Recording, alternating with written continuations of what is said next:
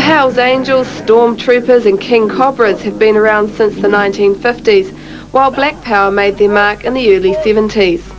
Well, in the 70s, I mean, in this very mall here, I can remember, 100 gang members either side, and you don't see that, and you don't see, after 10 o'clock closing was introduced, the violence was extraordinary. I mean, that's where, Jake the Muss and all that sort of stuff came from, the party after the pub and so on and so forth.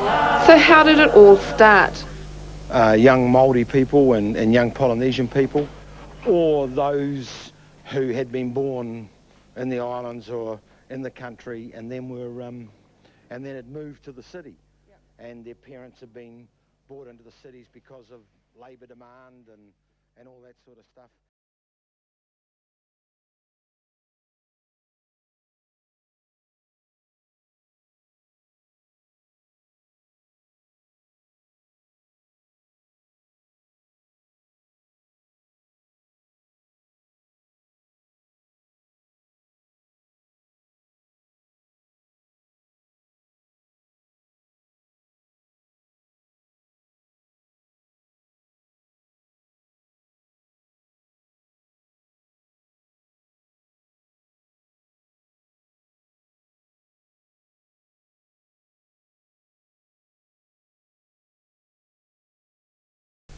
Hello.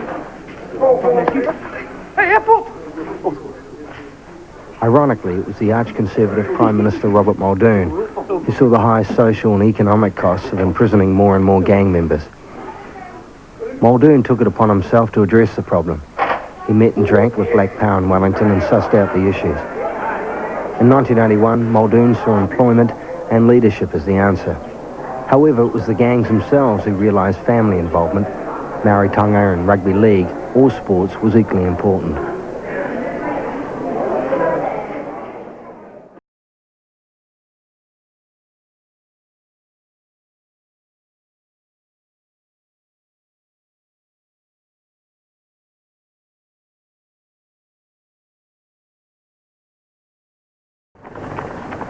Martin Cooper is president of Black Power Auckland. He is also the business coordinator of the Piki Mai Trust, the gang's economic arm. Martin, or Skunk as he is known by the gang, also works for the New Zealand Employment Service as a Group Employment Liaison Officer, or GELS. Our gang built this rock wall right around. I think it was about a 5-year project under the contract work scheme through the Mount Wellington Borough Council. And then it went over to the contract work scheme. So that's basically the reason why I run around here is because I know that our brothers built this rock wall.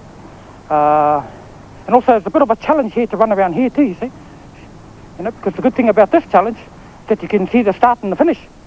And you want to get back to the other end, in the realistic time, Then my job, you see, the many hats that I wear and the very many committees that I sit on, I need to be physically and mentally fit. And sometimes I wake up in the morning and I wonder which hat I'm wearing today, Which one are you wearing today? Well, today I'm the GELS officer. GELS was formed following the Committee on Gangs in 1981. And it was formed to provide a bit of a link between government agencies and government departments and groups of people.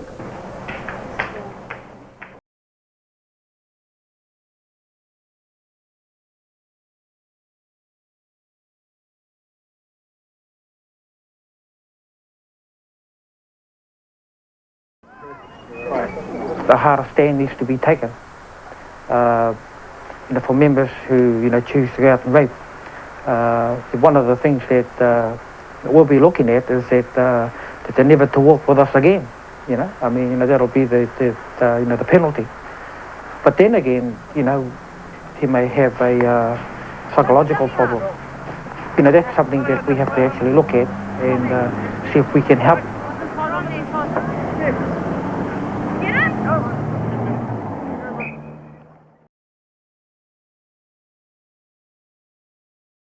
There's always that sort of thing that the gang member represents the sort of militarised arm of Maoridom, And some people see gang members as, you know, the Maori warrior coming to collect the rent, you know, whether they do it by dint of work schemes or consuming all that money in prisons or something, I don't, you know.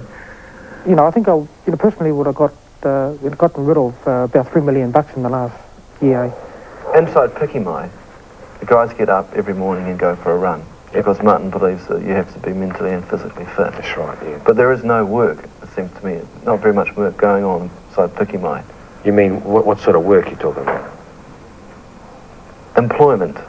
You mean useful activity or employment? I mean, you mean being paid for a job or utilising your day well? You tell me. What do they do? Well, I'm asking you, mate. I mean, you're the one making. When they go there every day. Yeah. What do they do? I know what they do. What do they do? They have a routine which they go through, and there's so-called work that's done. Well, you talk about usefulness. Yeah. Do you think it's useful? Yeah, I think it's useful. Oh, well, it's useful. I mean, well, that's work then, isn't it? Useful activity. It's work. I've gotten most of the black power clubs in Auckland onto our scheme. There was no Māori unemployment before Captain Cook came. Every Māori, every day, was fully employed. Well, I think the general public sees black power in the 1990 as they did in 1980. You know, the scum of the earth. Dull-blooders and rapists and murderers, that sort of thing. But, in terms of society's eyes and the public's eyes, they don't want to know about us, they just have to realise that you just can't sweep us under the carpet and just forget about us. Gangs will always be around. I mean, gangs will always be around. Between 1981 and 1987, when there was a lot of programs built around and aimed at gang membership and that, the gang numbers were relatively contained at about 2,000 to 2,500 thereabouts. It never changed much. But when, say, in 87, when a number of programs were sort of withdrawn and it was seen that one shouldn't be catering for this sort of criminal element, when there was, Dinkum Kiwi was unemployed, the gang numbers shot up to about 6,000. Well, if government stopped funding, I think, all hell will break loose, all hell will break loose.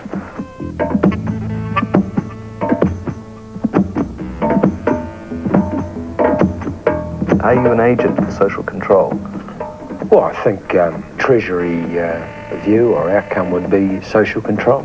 Yeah, if that means that you can diminish the amount of gang violence, for instance, the amount of gang crime, and the negative impact that gang may have on a community, yes, I think we are an agent of social control. On the other hand, if the processes that you use, if they're based on community development, we may also be an agent of social change. Self-determination. I mean, you see, at the end of the day, that's where we want to be. You see, that's where we want to be.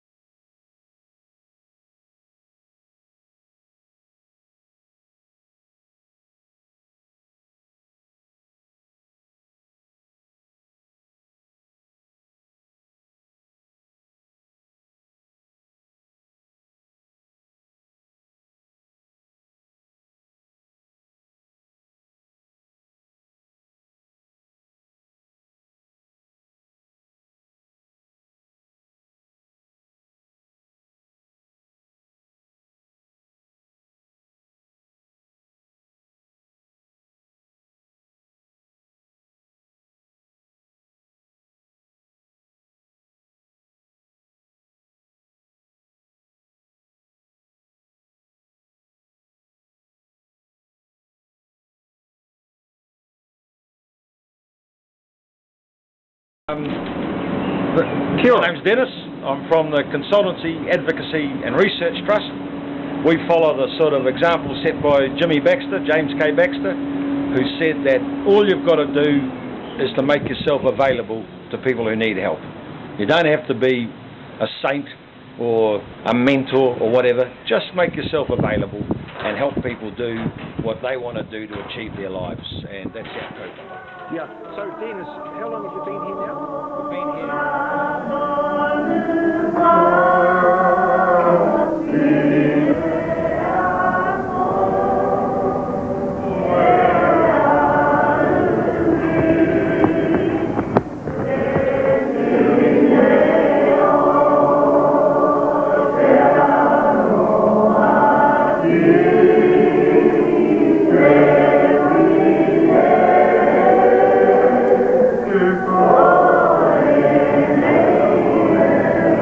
Something happened. What happened is that the trust, Piki Mai, meaning to rise, wanted to get into Māori tanga. First of all, because we had to understand the future, we had to understand the past.